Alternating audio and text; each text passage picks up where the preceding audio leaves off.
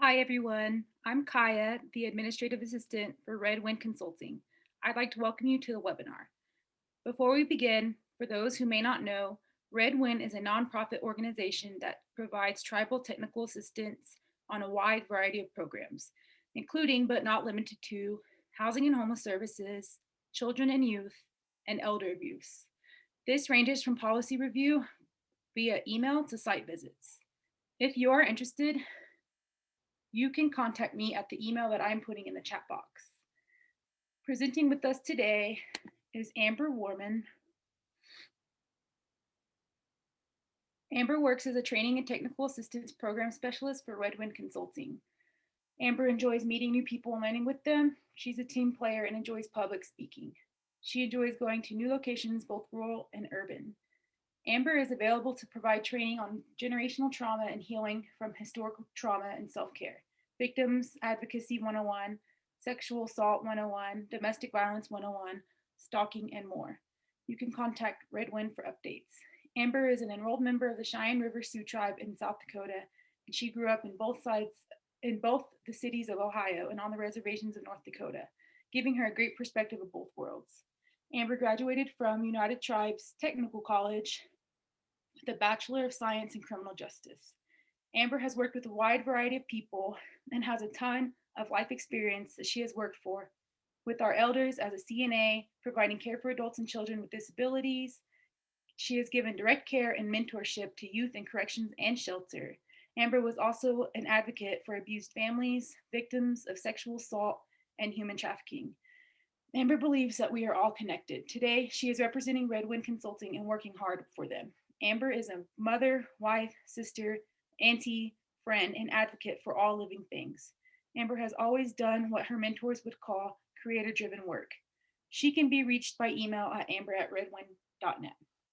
Before I hand it over to Amber, I would like to let everyone know if you have any questions, they can be put in our chat box. And if you are having difficulties seeing the slides, you can move the presenter and chat boxes around on the screen. I'll hand it over to you, Amber. Hello and welcome. I just want to thank anyone that's here today or anyone that might be watching this recording later that we can be reached at any time. And if you have questions watching this later, please feel free to contact Red Wind. So go ahead to the next slide, Kaya. First, we just like to welcome everyone here and acknowledge that today's topic is not an easy one. Oh, we've moved slides.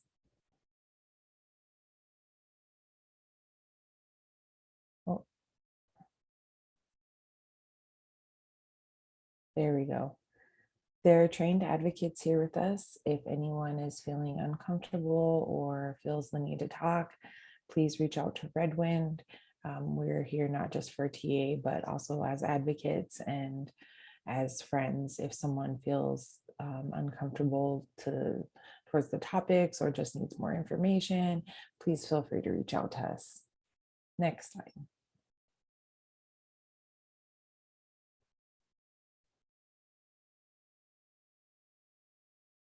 Today we will discuss how, I'm sorry, my chat is over the PowerPoint here.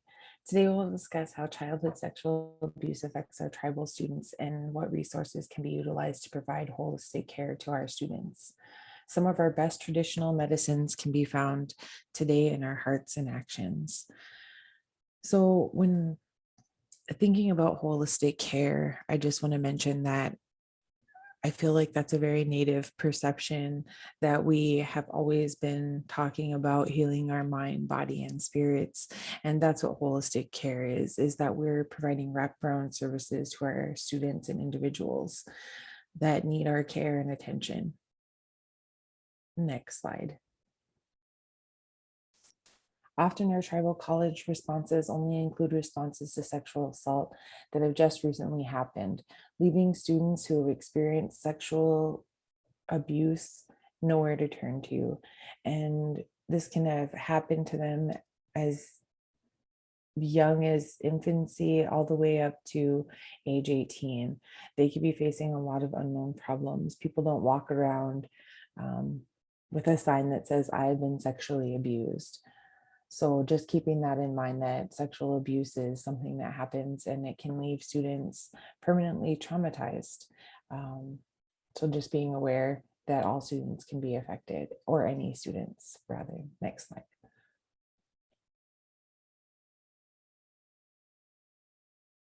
So what is childhood sexual abuse? Today we'll be learning what the definition is, who's at risk, what trauma in the classroom might look like to you and your students, how you can get involved and find solutions, and using Indigenous solutions to help our relatives and students succeed through their past traumas. Next slide.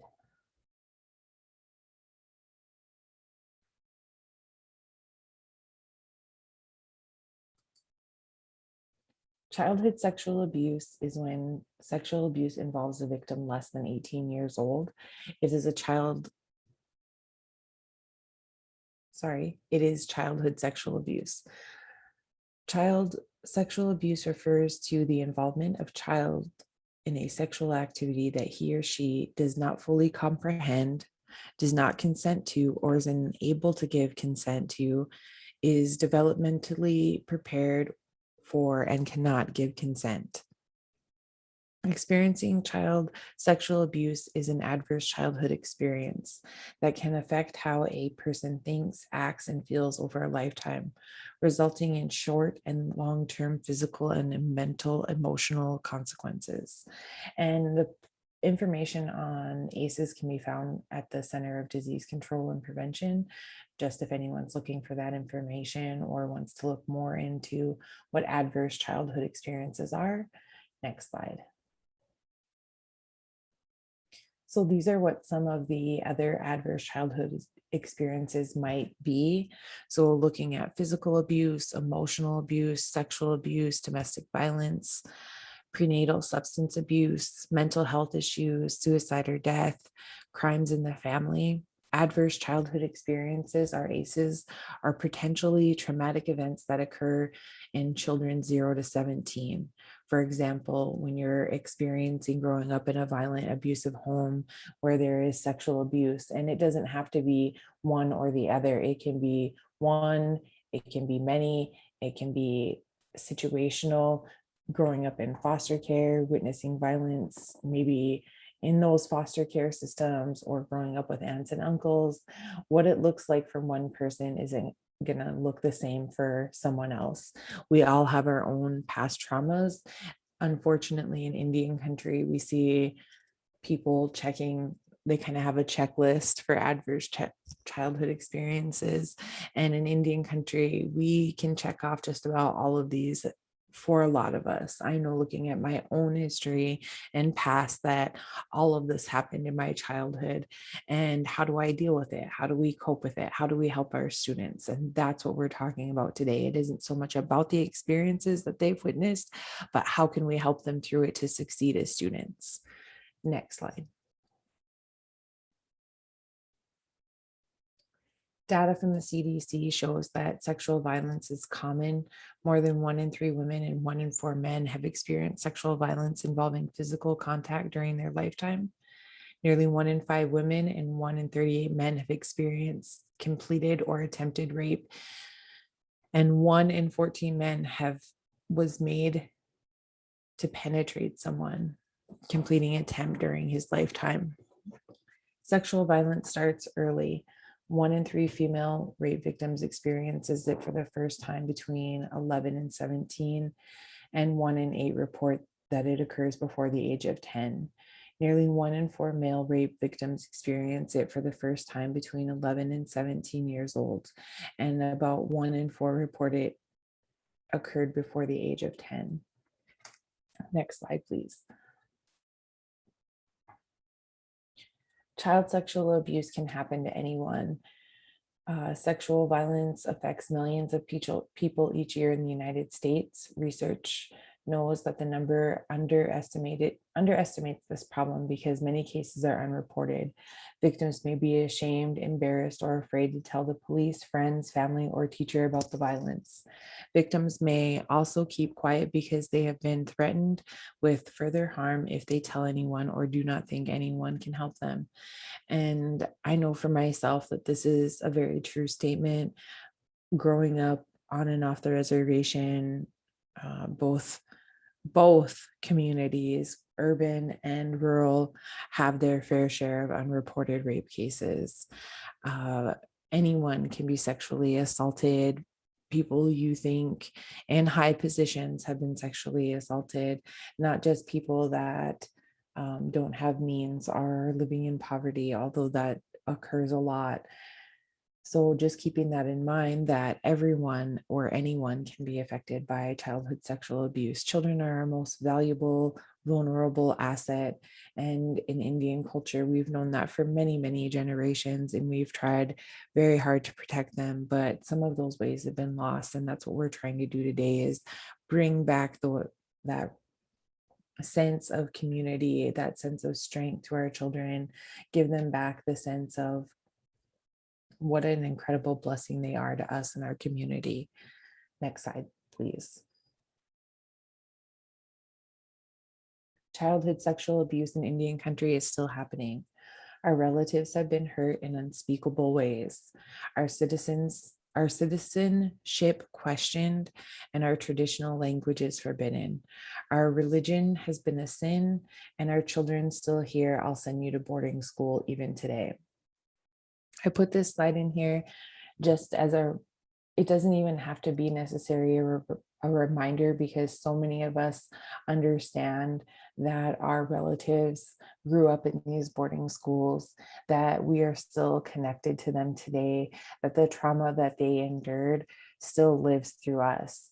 Talking about 1930, that's the year that my own grandmother was born. And in 1935, she was taken and placed in boarding school where she grew up until she was 18. That had a great impact on our family. And it's still impacting us today. And I'm still learning from those parenting, I wouldn't call them mistakes, but um, parenting flaws that have come due to boarding school. We can't imagine the pain that our ancestors have gone through, having to have lived through that boarding school era, and then what type of parents that they then became themselves. Those most of the time are our own parents. I know for me that's true. Um, and just thinking about my mother and her parenting style and how mine has evolved from hers and my grandmother's to try to protect our children, because so much sexual abuse happened at these boarding schools, and it's been passed on, unfortunately, generationally, and we are blaming our own people, and it is our own aunts and uncles and grandparents that are being locked away for these crimes. And we need to break that cycle and make sure that it doesn't continue to be passed down to our grandchildren and children, and that it becomes full circle and we heal from this. Next slide, please. The consequences of childhood sexual abuse can be lifelong. A child of sexual violence can be physical, like bruising. It can be psychological, depression, it's suicidal thoughts. A lot of these are going to occur. They can occur at any time, really. I mean, someone that's been raped or molested could start having psychological and depression and anxiety the day after it happens, suicidal thoughts the day after it happens, feeling unworthy, or like they are the cause of the problem. What did I do? Self-blaming. Victims may suffer from post-traumatic stress disorder, uh, sexual health problems. I'm not going to read this all word for word because you guys will have these slides, but just so you have a good idea of the consequences of sexual abuse. The trauma resulting from sexual violence can have an impact on survivors' employment. So that also relates to school, diminished performance, not being able to focus. Victims may have difficult maintaining personal relationships, may have memory loss. There's a lot of consequences to childhood sexual abuse that we're just now learning about and that we're going to have to take time to heal from. Next slide. How can tribal colleges help their students face these challenges? Some of the ways that you can really get involved and creating a protective environment on your campus. Improve safety and monitoring in schools by addressing areas where students feel less safe. Identify safe spaces and staff for students and create an atmosphere of intolerance for harassment and violence. Establish and apply proactive workplace sexual harassment prevention policies and produce and procedures that include commitment from top administration, zero tolerance, notifications to applicants and new hires of harassment-free work environments, regular organizational assessments, and consistent specific training to reduce workplace sexual violence behavior. Create a campus community response team. So there's a lot of different things that you can do as you're facing this on your campus. So just going back to creating that protective work environment and that create a protective learning environment for your students, a place where they feel safe, a place where during orientation, the first few days of school, they're learning who the safe staff is, who they can report to, if they have a grievance, who they can take that to, what the process is for filing a grievance in case there's staff on student harassment or vice versa. Your staff should also be informed if there's what the policies and procedures are if they're being harassed by a student. This can work both ways, or it could be staff on staff or student on student. There are many different ways that this can play out on your campus that you need to be aware of, and just make sure that those policies and procedures are in place. And that's something that we here at Red One can help you do. So if there's something that you're interested in, updating policies and procedures, or if you want that commitment from top administration and want to learn more about what that really looks like. I worked with an incredible president of a college that had a zero tolerance policy on his campus, and he was just very involved and knew that protecting our women is vital to our communities and protecting our youth is vital to our communities, but also our young men. We need to bring them up in a caring environment as well, teaching them to be the leaders that we know that they can be and including them in the healing process. So I just want to say that, and also how important it is to create a campus response. If you feel that creating a campus community response team is something that you're really interested in doing, Red Wing can also provide a training on that.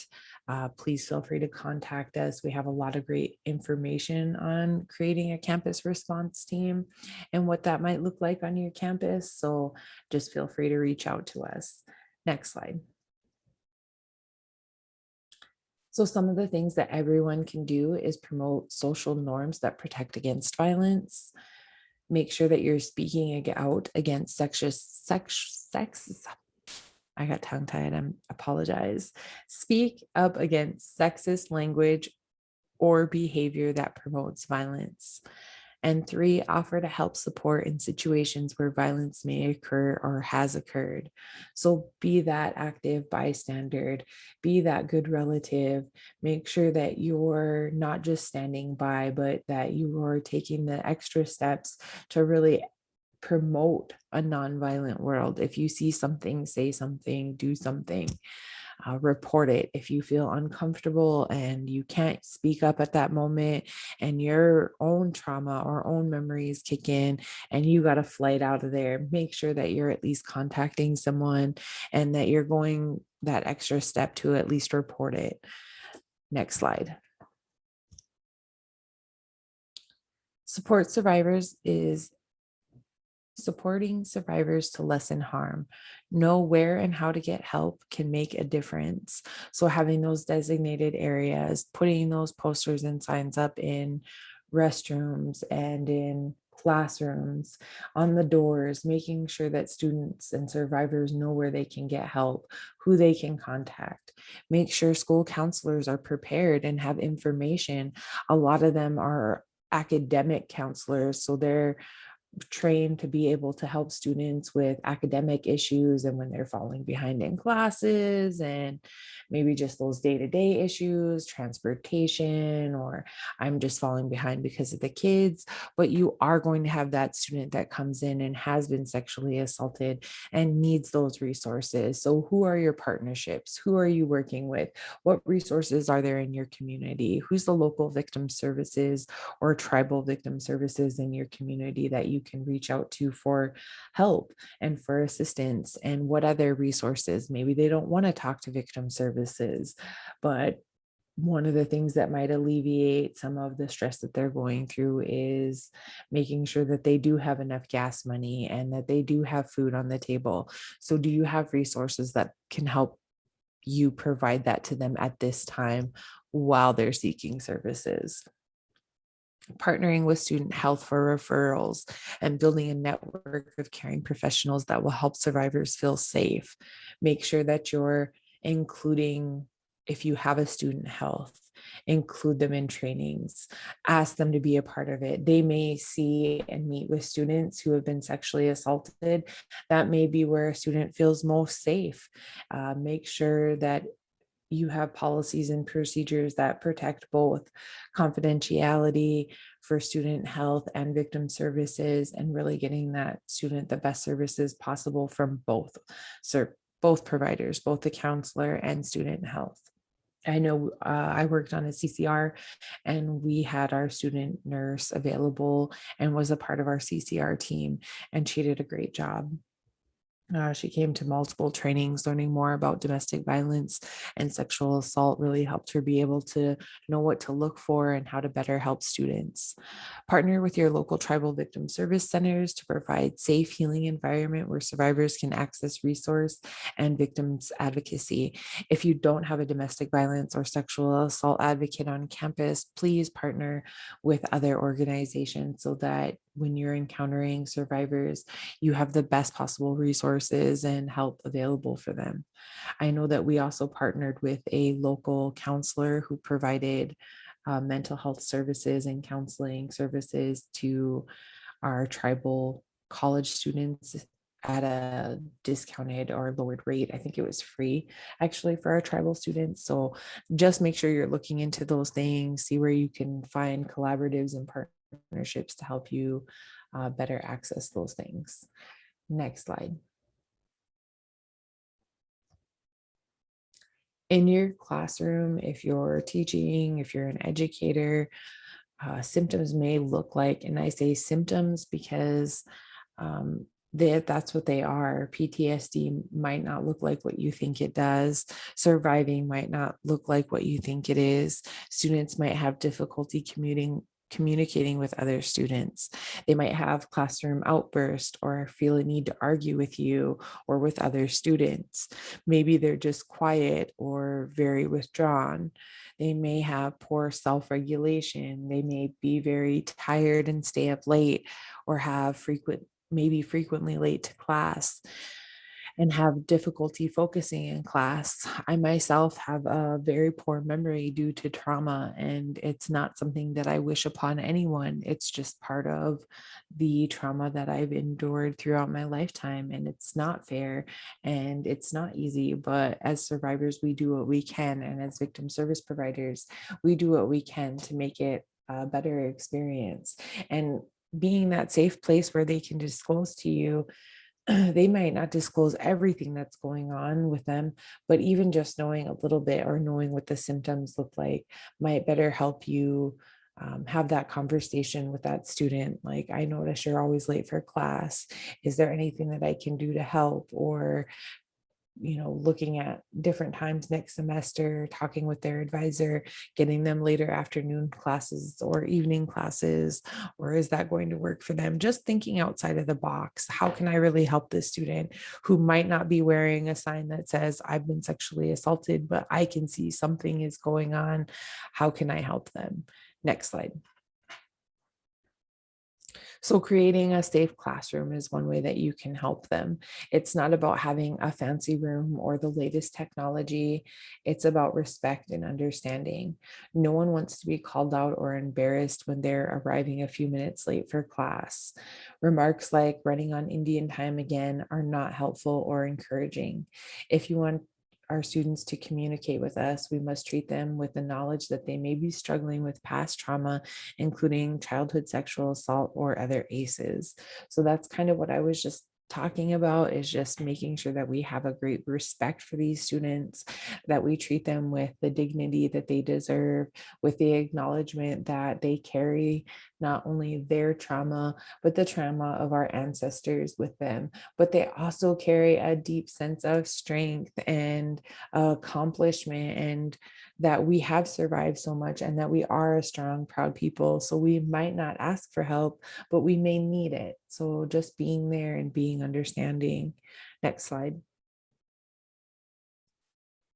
Building resiliency in our classroom. Resiliency is simple as having one person who believes in you, supports your dreams, listens to you without judgment.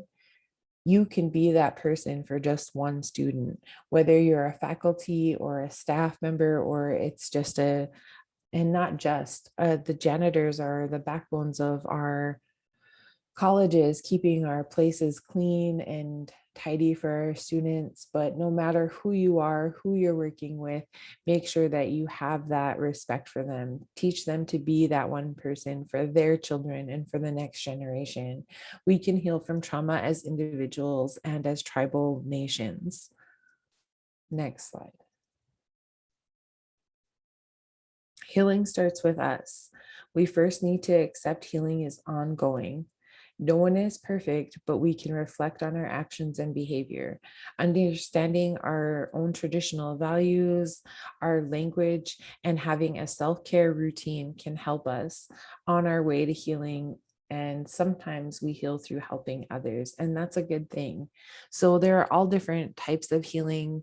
There's different ways of going about healing. People heal at their own time. It's their journey, not ours. And we just have to be respectful of that and be able to help guide them in the right direction when they come to us. It's really about being a good listener and a good relative. Next slide. So, some ideas for self care. This is both a traditional and modern mix. You're going to see a lot of different things on this list. And really, we just wanted you to have it. Drinking lots of water, praying with your water, taking a bath, reading a book, writing stories, gratitude journals, quilling, hunting, fishing, listening to your favorite music, video chatting with friends, spending time with people you love, taking breaks from technology, from social media, doing exercise. We all know that our endorphins really kick in when we're out doing things and just moving around. Uh, Quill work, beading, gathering traditional medicines. I know last summer I spent some time gathering just some sage, and I just feel like that's a good way to really relax. And it's also about not judging someone else's self care. What works for someone else may not work for us. What works for me might not work for you, but that's okay. I mean, we all have our own things that are going to feel like self care to us. I know some people get like, oh, taking a bath isn't self care. If, like, just for certain reasons they just don't feel like it is.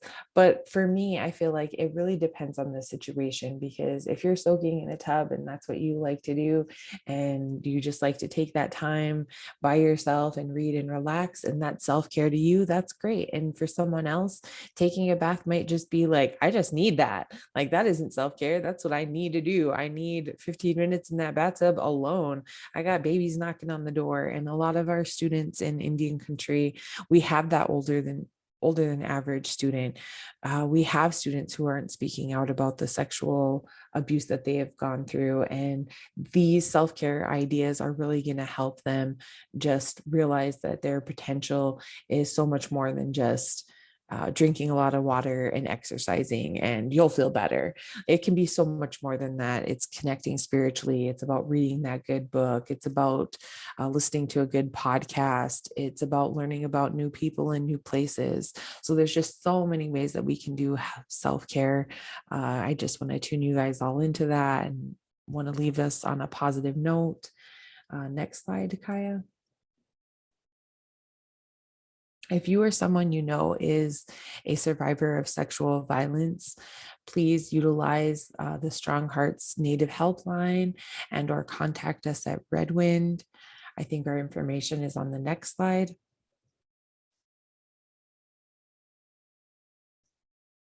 Kai, oh, there we go.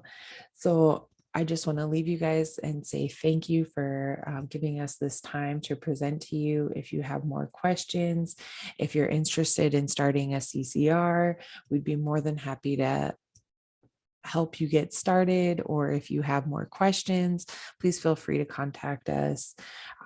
Redwind is an amazing organization. We have lots of TA providers other than myself.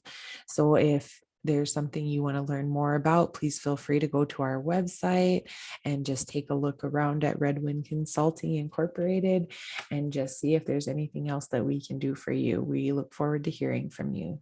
Thank you so much. Are there any questions in the chat? I don't see anything. So I think we're just going to wrap up for the day.